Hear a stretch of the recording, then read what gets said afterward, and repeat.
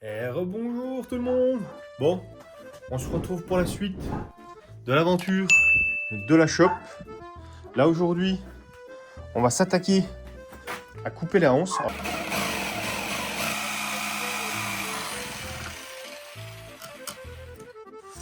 Ça sent super bon.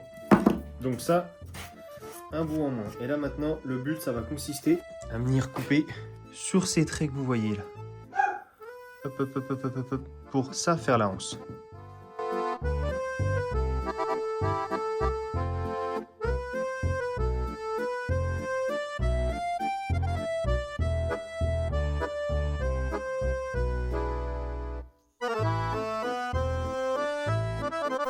Je vous jure, l'odeur, pour ceux qui bricolent hein, comme moi le bois, l'odeur du sapin. Je sais, l'odeur du chêne est mieux, mais l'odeur du sapin aussi est particulière. J'adore cette odeur.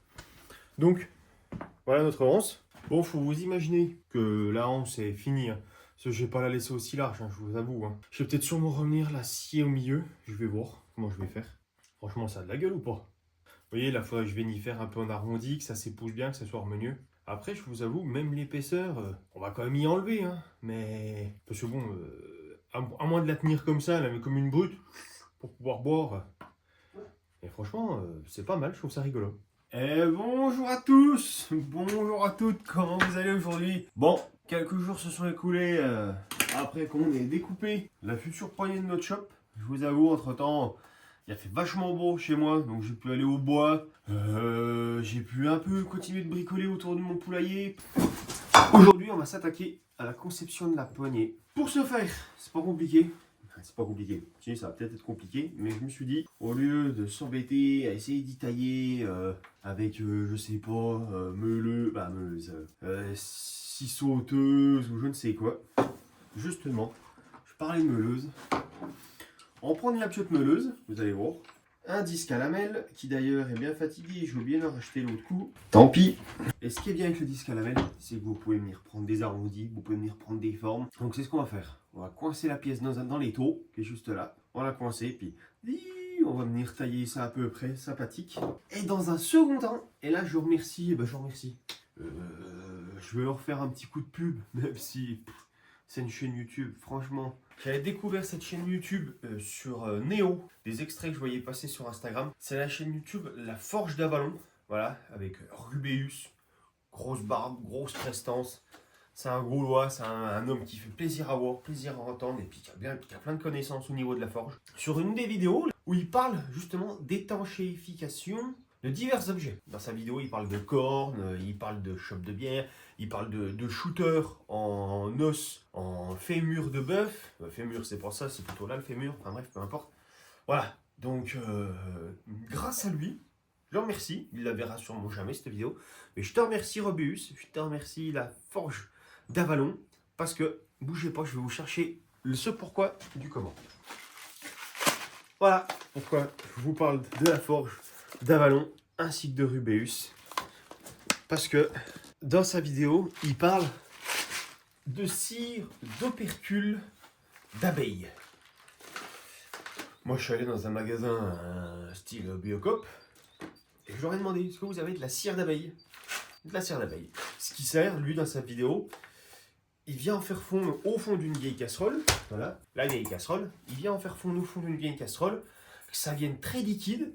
Puis après, on le voit dans la vidéo, il étanchéifie une corne de bœuf. Hop, il fait tourner, il fait tourner. Une fois que ça a pris, il dit, dedans, c'est étanche à 100%. Vous pouvez boire des liquides frais. C'est sûr que si vous faites couler un thé à 100 degrés, la cire, elle va fondre. Donc il dit, c'est que pour des boissons fraîches. Bon, très bien. Nous, dans notre shop, qu'est-ce qu'on va y boire? De la bière, de la bière, de la bière. Et peut-être encore de la bière. Bref, vous m'avez compris, voilà. On va pas s'amuser à boire un café là-dedans. Donc, je me suis dit, super. Super. C'est une méthode qui me plaît, parce que c'est des méthodes vraiment à l'ancienne. C'est des choses, comme il le dit, il le faisait au Moyen-Âge, il le faisait au... Je veux dire, c'est... Ça c'est pas l'être humain. Bah, c'est pas l'être humain. C'est pas l'être humain qui l'a créé, vous voyez ce que je veux dire? C'est la nature qui a créé ça. L'être humain se l'est approprié, voilà. Puis il s'est dit, putain, attends, la nature, mais elle est géniale. Elles sont géniales, nos abeilles. Donc, aujourd'hui, la poignée. On va étanchéifier ça. Ben voilà. Est-ce que ça vous dit qu'on fasse ça? Hein? Vous êtes partant? Allez, c'est parti!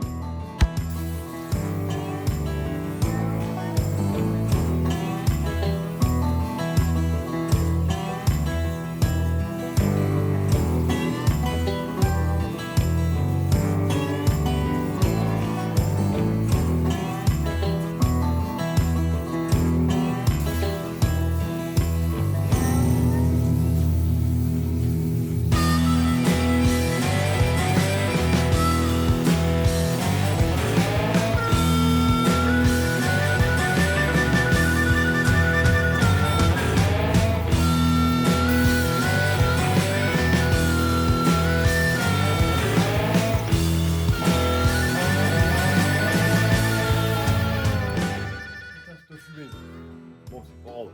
Parce que de la fumée de bois, on va pas mourir. Bon, on est pas trop mal, hein, je trouve. Hein. Qu'est-ce que vous en pensez? Ouais, je sais, je tremble. Bon, ouais, comme je vous disais, on peut y voir, si vous regardez bien, là, ça faudrait que je vienne pour essayer d'y faire un peu plus droit comparé à celui-là, vous voyez? Ouais, c'est encore épais, mais voilà, il y aura une bonne tenue, bien costaud, c'est sympa. Après, on enlève de l'étau, on mesure propre, on la coince, et impeccable. Puis après, il faudra venir faire le petit arrondi ici, quand même, pour bien que ça vienne épouser la chope. Et tremper. Bien épouser la chope, et puis voilà.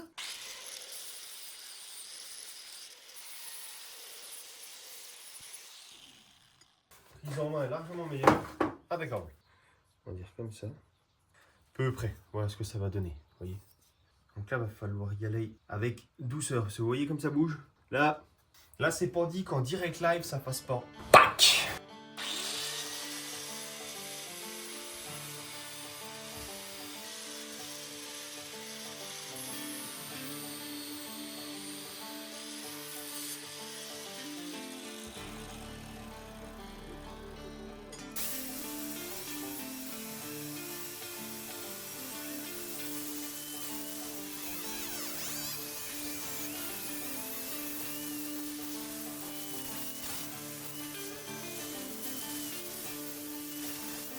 Bon, comme vous pouvez voir, j'ai essayé de faire de mon mieux. Hein, c'est pas tip top, c'est pas au poil de cul près.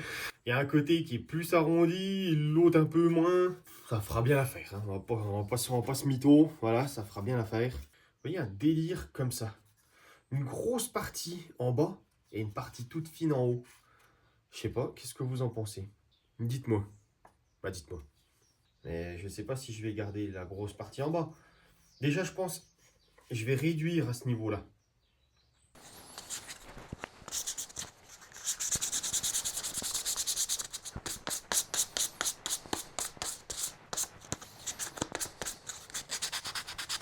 Bon, pas mal, franchement. Peut-être un peu trop épais à ce niveau-là, vous voyez. Quand on la prend, comment ça fait. Vous voyez, je serais mieux enlever ne serait-ce que ça, là. Bah, je vous montre ici comme un compte. Je serais mieux enlever un peu cette partie-là en plus. Bah, plutôt comme ça. Voilà, pas ça. Plutôt cette partie-là. Sur un peu de sapa. Voilà. Après, j'aime bien, ça fait une bonne poignée quand même. C'est important. Faut que ça soit épais, quoi. On n'a pas une chope de tapette là. Une chope en bois. Faut que ça ait un peu de prestance, faut que ça ait un peu de gueule. Bon. Et ben après on va opérer. Hein. Là je vous avoue, j'ai un peu les pétouilles. Parce que bon, se tromper, foirer le bordel. Puis après, ben il n'y a plus qu'à tout recommencer. Je pense qu'on va faire comme ça. Peut-être pas mal. Il faut pas que je vienne trop au bord. Non plus, il faut que j'ai de la. Voilà.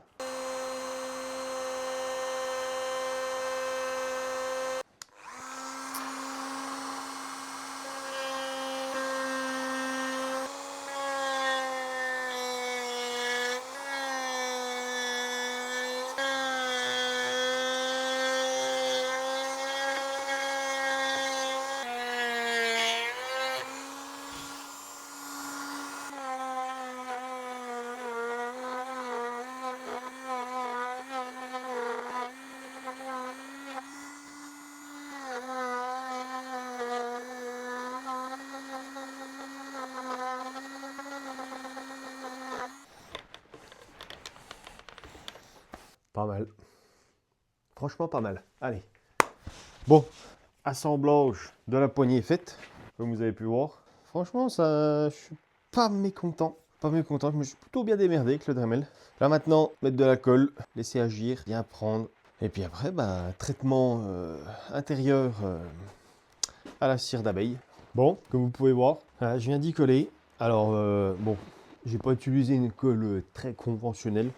Vous savez, les petits tubes de UU, prise ultra rapide, là, les colles où vous mettez comme ça, paf, si vous restez appuyé comme ça 10 secondes, vous êtes collé. Bah voilà ce que j'ai utilisé. Parce que franchement, pour le coup, c'est des colles qui fonctionnent bien, qui collent très vite. Parce que là, de la colle à bois, ça allait coller, mais ça allait prendre du temps. Je vous avoue, j'ai le temps, mais bon, j'aimerais bien essayer de finir ce projet incessamment sous peu. Voilà, surtout je connais l'efficacité de ces colles. Enfin bref, quelqu'un qui veut trinquer avec moi. Donc, si j'ai bien compris, on a besoin d'une vieille casserole. Et puis, ni plus ni moins, de cire d'abeille. Alors, quelle quantité? J'en sais rien. Donc au pire, on va charger un peu. Voilà, on va en mettre un petit peu pas mal. Un petit peu pas mal, ça doit rien dire. On va en mettre un petit peu. On va faire comme Rubéus dans sa vidéo. La flamme!